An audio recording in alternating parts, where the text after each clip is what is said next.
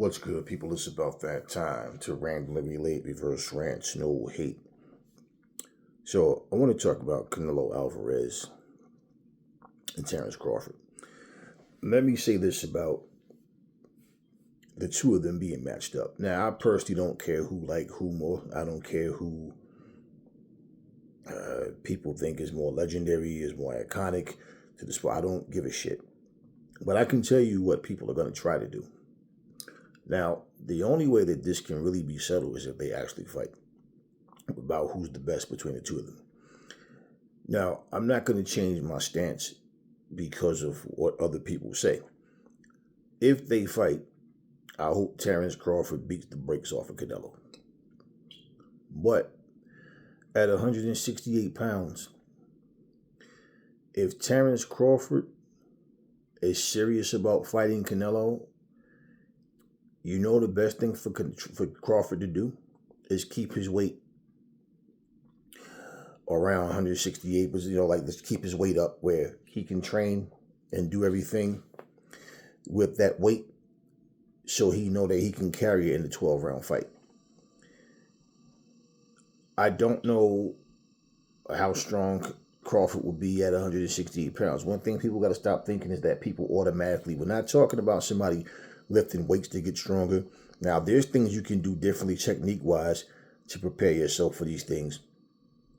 And skill for skill, I do think Crawford is better. But the difference now is Crawford's legs doesn't get him around the ring like they used to. Now, Canelo, I haven't seen any signs of him slowing down yet. Crawford is still sharp. Being able to carry that weight and not get hit with unnecessary shit is going to definitely be a key factor. I think Crawford won't be able to take Canelo's punch as good as Canelo can take his punch. And to be sharp, to be defensive-minded, but definitely pop that jab, keep that movement, and keep working and outworking Canelo, because Canelo is going to, I know that Canelo, Crawford sometimes starts slow. So does Canelo. One of the things that you would think that Canelo's team would tell him is to don't lose these early rounds. For sure. Don't let him build up a lead, because we may not catch up to him. And only because Canelo's natural side, like him being more used to that weight boxing, is why I go with Canelo. I want Crawford to win. If he can overcome that, and I'm not saying he can't overcome it. If he can overcome that weight where, okay, I'm comfortable here, I can move, I can fight at a high level and not get tired because I'm carrying this extra weight around. It's easier said than done. Those type of things is what you got to consider. Ain't no need to say if they were the same natural weight, if they all that fantasy shit, because that's not what the case is. This is not about a fantasy matchup. This is about a so-called potential fight between the two of them in September. Okay. So what people are going to try to do with this fight, now, if Canelo beat him, then automatically they're going to say he's better, and why wouldn't you?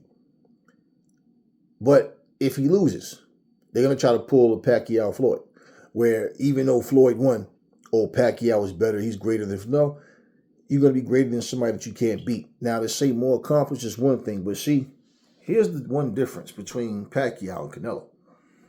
Pacquiao wasn't given no damn franchise championship. He wasn't just given an opportunity, you can go up in weight classes and fight whatever fight you want. You could duck your mandatories. That's not what Pacquiao was handed. And one of the things I noticed, though, about Pacquiao fans, Canelo fans, Tank fans was on this shit, but now all of a sudden he had this situation happen and he's under fire right now. But they always want to try to bring up a fight with every other fighter to try to use as a way to say they're not as good as somebody. What about that night when this happened? Notice how, Pacquiao fans, they'll talk about the wars he had, but they never want to bring up that last Marquez fight. They want to act like that never happened. Just like with Canelo on the Trout fight, they never want to bring up Mayweather. When they bring up Mayweather, it's always the excuse. They always, that one loss haunt him more than anything else, because at the end of the day, to this very day, he claimed he wants to fight Floyd, right? They always want to bring up everything. Oh, Canelo's way better now than he was then. Yeah, right. Same old Canelo. Same fucking Canelo. They don't want to bring up anything. Beevil won due to a technicality. Floyd won due to a technicality. It's always, nobody can just beat you straight up. It's always something happened. There was some conspiracy as to why you lost, or you just had a bad night when it comes to certain fighters. So they are definitely going to try to say that. And I won't be shocked if this fight doesn't happen. And we know it won't be because of Crawford. If the fight does happen, Crawford just need to make sure he can carry that weight. Simple. Because if he hasn't slipped any, where I seen, like when he fought against Madrimov, I watched him move. I saw the sharpness. I could see the movement is not quite the same. The legs are not quite the same. He, was able to fight stationary at times. Plant his feet and get shots off. Madrimov moves his upper body, but Madrimov doesn't throw punches well off of that movement. Whereas Canelo just walks in with the high guard, kind of move, weight. He gets in, he rips to the body. And Canelo, we know that his power carries over from the first to the last round. But we do know that Canelo has been known to have, get tired as well. If Crawford had went up in weight, had a couple of fight or two at 160, 168, you understand what I mean? To really just get used to carrying it. It might not be that big of a deal. He might understand, because in training, you know what you're doing. You should know and put yourself to the point where, okay, I know I can do these 12 rounds. I know what type of pressure I'm going to be under, but I know how to nullify what he's doing. And it's easy to say what's going to happen, but like I always say, once these fighters get in the ring, you don't know what's going to happen. And I was listening to these guys talk, man, and they're all this is how I can see there's concern in Canelo fans, even like commentators, different people, because they're already talking about, well, so far, look at what Canelo's done in his amazing career. I mean, he's done it all. He's seen all styles. They're talking like this motherfucker said, this next fight gonna be my last fight. They're talking like it's a concern there. So in case Crawford beats him, hey man, look at the great career that this man has had. Hey, they both had great careers.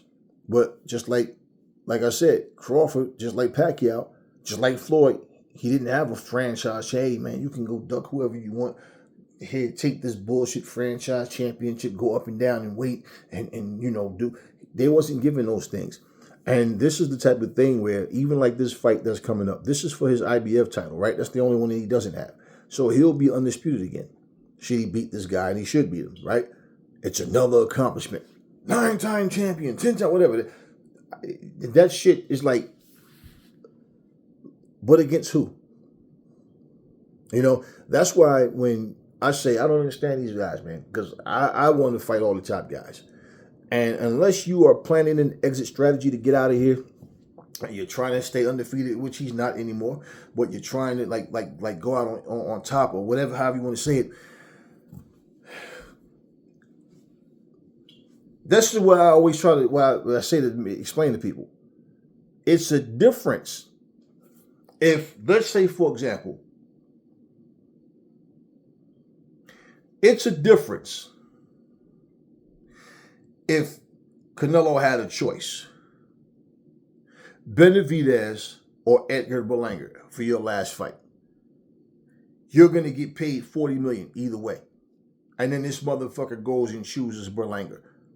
Like he chose Berlanga already. Like he chose Jaime Munguia already. When he had he could have easily. Benavidez and Morrell definitely was chasing this dude the whole time. But he knows, right, that this has nothing to do with an exit strategy. That's just a choice he made. Now, this is my point. If a motherfucker said, yo, for this fight right here, $300 million. Let's say Berlanga was like more popular than David Morrell. Let's say that Berlanga was like, he had hype behind. I'm not stupid.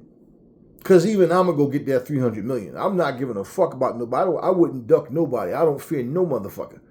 That's not what I'm, the point what I'm saying is, these dudes are not planning an exit strategy like, yo, okay, you know what? I'm trying to get 300 million. If I lose, nobody's going to get me that. So you know what I'm going to do? I'm going to fight Berlanga. Then I'm going to fight Jaime Munguia. That's going to be my last fight as an active pro. I'm going to take about a year off, let my body heal and recover as much as I can, and I'm going to constantly stay in shape, stay on top of my game. Now, when I come back, I'm trying to get a fight with Conor McGregor or whoever is supposed to be hot right now, or whatever. I want to fight John Jones. This is going to be a huge crossover, and I'm trying to get through. Do you understand what I'm saying? Because if I'm doing this for the same money, then I clearly just ducked the guy where I didn't go out the way I should have, because that dude right there is not as good as this motherfucker here. I got 40 million either way. I'm trying to get deals and work deals out in the way. And I got a network saying, okay, yeah, listen, man, if you can get this fight with such and such, this would be massive, but we're going to need you to stay undefeated. Do you understand? The politics in boxing and things like that are going to happen. Who the fuck? Name another fighter other than Floyd that made 100 million. Name one boxer. Name one boxer that made 200 million in one fight. Name one boxer that made 300 million in one fight. So, you understand what I mean? First and only dollar or fighter to gross $1 billion. That's the point what I'm saying. These motherfuckers are not planning no goddamn exit strategy to try to lead to 300 million. No, they're just asking for ridiculous prices to not fight certain people. And they have no fucking no plans on changing that to say, fuck this, man. Let me fight against the very top dudes. Right? Let me get in here with the very best, and I'm going to end my career going out on a note of I fought this dude, and this dude. You want to know what it's like, too? You can make a comparison to this. Take a fighter, for example, right? No, I mean, take someone that makes music. And let's say this is a person that has had a solid career. Some albums go platinum, double, triple, right? But let's say now he had a gold album, then another platinum album, then a gold album, right? This dude right now could look at the state that the world is in and need to make some uplifting music. We need to tackle these problems that's going on. We need to try to touch and uplift people. We need to send messages out. These motherfuckers need to have all types of meetings and seminars and do things to stand up against what's going on. But this dude chooses, to make some power music instead of the uplifting. Then he makes some, I'm living the lavish life. I'm doing this. But he's not addressing any of this shit. Now, does he have to? No. Right? But he uses a formula where, damn, he's triple platinum again. Do you understand? It's one of these things where the motherfucker has the ability, he has the know-how, has the smarts, but he chose to do things a certain way. Do you understand what I mean? Because it's like, man, listen, I hear y'all and I get you, but there's other ways I can contribute. But I'm making this money. I'm going to make this album the way I want to do it, and I'm out of here. See, this is why when I look at what fighters do and I listen to what people say, they always want to try to dig up somebody from the past to say this person would have beat a certain person because certain people have a certain reputation. But every one of these fighters that you can name had certain things happen in their career where they were accused of ducking or not the favorite to beat certain guys that they never fought. So it's one of these things where when I listen to these cats talk, and I'm hearing people talking about what Canelo has done. Look, Canelo's a good fighter. I've always said it and always will. He was a good fighter. Canelo has done a lot in the sport. He's brought a lot of eyes to the sport. But at the same time, fuck Canelo. Because Canelo is doing some bullshit. And you're not going to sit here. Now, yeah, he's fought a lot more people than the Tank Davis did. But we're not going to sit here And let's call out, like I've been saying this shit. I told y'all this shit years ago. Tank is a bad dude in that ring. He's fighting fighters that are good. They complain about him not fighting anybody. Then the thing is, the guy that they saying that he fight, they're saying is going to beat Tank. Tank beat him, and they say he's washed up. But Tank still has no wins over no great opponents. I've been saying that shit from day one. But he's comfortable. Canelo, you look on his resume, has had more formidable and better opponents overall. Yes, win, lose, or draw. Yes, he has. He's accomplished more than Tank. He's fought better opposition. But at the same time, and all these fights that he's had, yes, he has had a whole lot of cherry picking. And what his exit strategy is not so much about a 300. I mean, I'm sure if he can get it, he would love it.